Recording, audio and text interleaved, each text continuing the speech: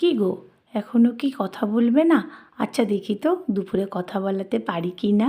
মাঝারি সাইজের পাবদা মাছগুলো ভালো করে ধুয়ে নুন, হলুদ, সর্ষের তেল মাখিয়ে 10 মিনিট রেখে দিতে হবে। তারপর গরম সর্ষের তেলে ভালো করে ভেজে নিতে হবে। ওই তেলে কালো জিরা, কাঁচা লঙ্কা ফোড়ন দিয়ে জলের সাথে গুলিয়ে রাখা নুন, হলুদ, লঙ্কার গুঁড়ো, জিরের গুঁড়ো, ধনিয়ার গুঁড়ো দিয়ে দিতে হবে। 1 মিনিট একটু নাড়াচাড়া করে নিয়ে একটা টমেটো দিয়ে 2 মিনিট রান্না করতে হবে। এবার বেটে রাখা সর্ষে আর কাঁচা লঙ্কা দিয়ে দিতে হবে। তারপর 2 বাটি গরম জল দিয়ে দিয়েছি। 2 থেকে 5 মিনিট রান্না করার পর চেরা কাঁচা লঙ্কা আর ধনিয়া পাতা ছড়িয়ে দিলেই তৈরি হয়ে যাবে পাবদা মাছের তেল ঝাল। এরকম করে রান্না করলে কথা বলতে তো বাধ্য। তোমার প্রিয়জনও যদি রাগ করে কথা না বলে, তুমিও পাবদা মাছের এই রেসিপিটা বানিয়ে ফেলো। কেমন লাগলো রেসিপিটা?